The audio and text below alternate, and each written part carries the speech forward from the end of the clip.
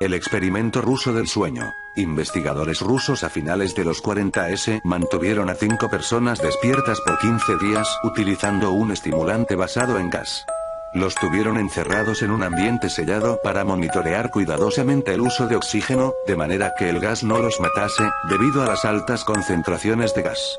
Esto fue antes de que existiera el circuito cerrado, por lo que tuvieron que usar micrófonos y ventanas con grosor de 5 pulgadas para observar a los sujetos. El cuarto estaba lleno de libros, cobijas para dormir, pero ninguna cama, agua corriente, baño y la suficiente cantidad de comida para que los 5 sobrevivieran por un mes. Los sujetos de prueba eran prisioneros políticos y de guerra declarados enemigos del Estado durante la Segunda Guerra Mundial. Todo estuvo bien por los primeros 5 días. Los sujetos rara vez se quejaban después de que, falsamente, se les había prometido su libertad si aceptaban tomar parte de la prueba y no dormir por 30 días.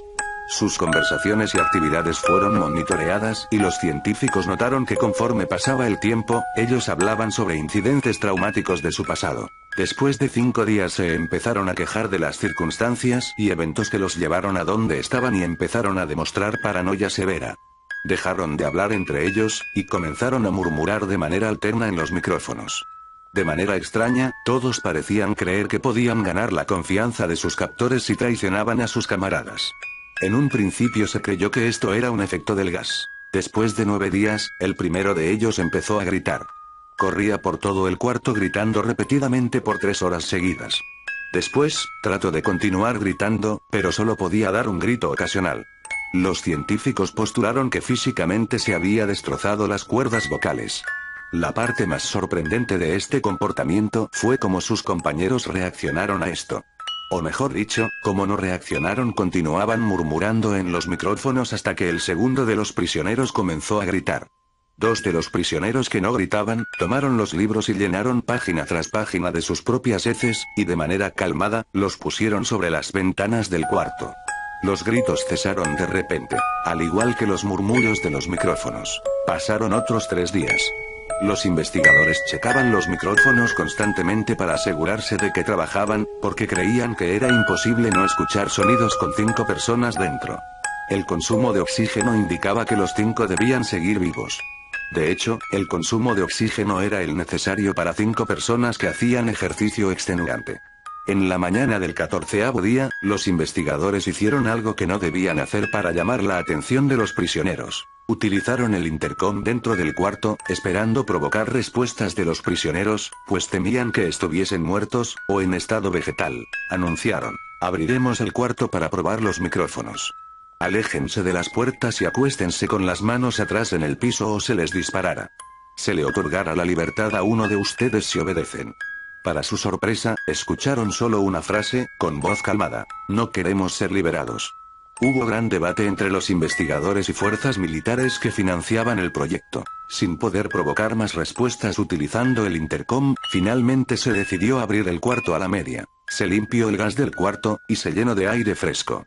Inmediatamente, voces de los micrófonos empezaron a objetar. 3 voces diferentes rogaban por la vida de sus seres queridos, que encendieran el gas nuevamente. Se abrió el cuarto para sacar a los prisioneros. Gritaron más fuerte que nunca, al igual que los soldados, cuando vieron lo que había dentro. 4 de los sujetos seguían vivos. Las raciones de los pasados 5 días no habían sido tocadas. Habían pedazos de carne de las costillas y pantorrillas del sujeto muerto colocados dentro del drenaje del centro del cuarto, bloqueándolo, permitiendo que 4 pulgadas de agua se acumulara en el piso. Los 4 sobrevivientes también tenían pedazos de piel y carne arrancada de sus cuerpos. La destrucción de tejidos y la exposición de huesos en la punta de sus dedos indicaba que las heridas fueron infligidas por las manos, y no con los dientes, como era de suponerse. Al examinarlos, se descubrió que la mayoría de las heridas fueron autoinfligidas en su mayoría. La piel y los órganos detrás de las costillas fueron removidos, mientras que el corazón, los pulmones y el diafragma seguían en su lugar. El tracto digestivo de los 4 sujetos podía verse trabajar, digiriendo comida.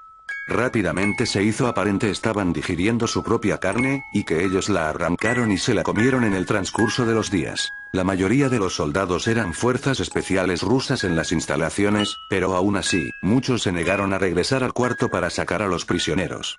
Estos sin embargo, insistían a gritos que los dejaran dentro y de manera alterna rogaron y demandaron que se encendiera el gas nuevamente, para evitar quedarse dormidos. Para sorpresa de todos, los sujetos pusieron una resistencia feroz durante la extracción.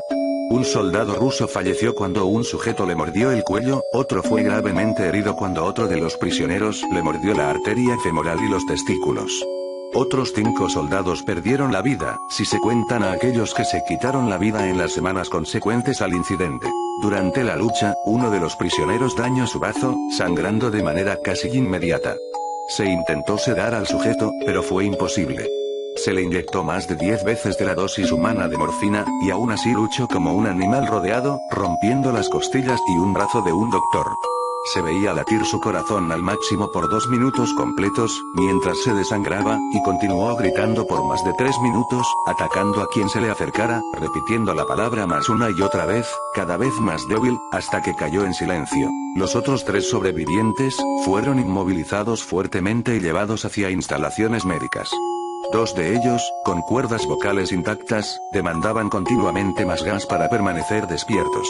El más herido de los 3, fue llevado al único cuarto de cirugía que había en las instalaciones. En el proceso de su preparación para colocar nuevamente sus órganos en su lugar, se notó que el sujeto era totalmente inmune a los sedantes. Peleó furiosamente cuando el gas anestésico se le estaba colocando.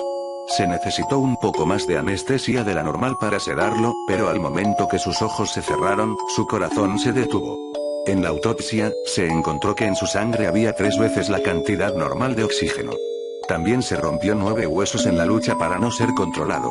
El segundo sobreviviente, era el que primero gritó del grupo. Con sus cuerdas vocales destruidas, él no pudo objetar la cirugía, y solo reaccionaba agitando violentamente la cabeza en desacuerdo cuando se le administraba el gas anestésico. Afirmó violentamente con la cabeza cuando alguien sugirió hacer la cirugía sin anestesia, y no reaccionó durante la misma, que duró 6 horas en la cual se intentó reemplazar sus órganos abdominales y cubrirlo con lo que quedaba de su piel. El cirujano afirmó que era médicamente imposible que el sujeto siguiera con vida. Una enfermera aterrada que ayudó en la cirugía, comentó que la boca del paciente formaba una sonrisa cada vez que sus ojos se encontraban. Cuando la cirugía terminó, el sujeto miró al cirujano y empezó a hacer sonidos fuertemente, como tratando de hablar. Asumiendo que esto era de gran importancia, el cirujano le entregó un papel y una pluma, para que el paciente pudiera comunicarse. Sigue cortando, escribió. Se le hizo la misma cirugía sin anestesia a los otros 2 sujetos.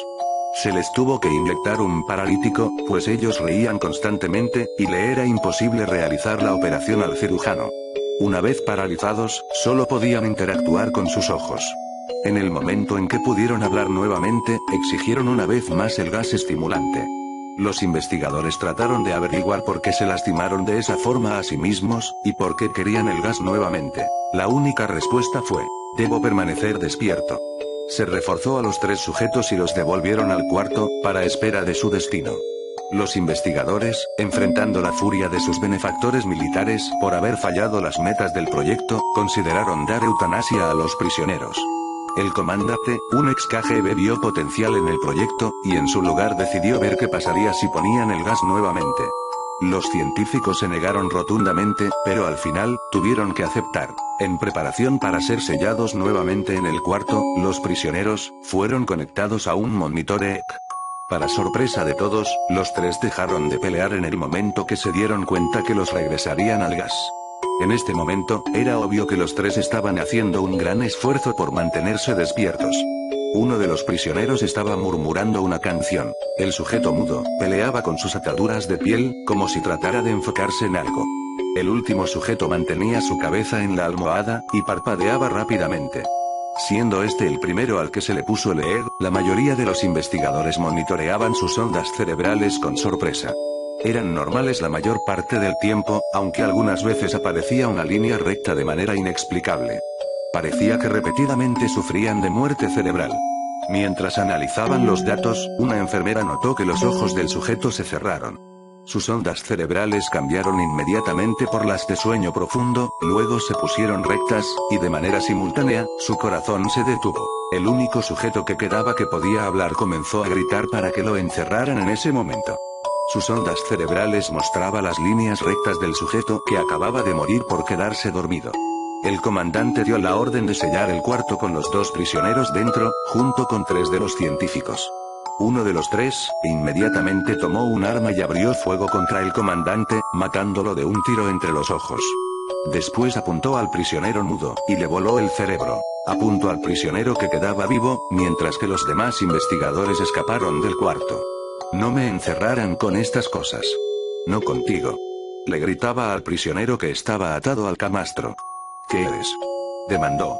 Necesito saberlo. El prisionero sonrió. ¿Tan fácilmente te has olvidado de mí? El prisionero preguntó. Somos ustedes. Somos la locura que está encerrada en todos ustedes, rogando por libertad en cada momento de tu vida, desde lo más profundo de tu mente animal. Somos aquello de lo que te escondes en tu cama todas las noches. Somos lo que duermes y silencias y paralizas cuando te vas a tu cielo nocturno, donde no te podemos alcanzar.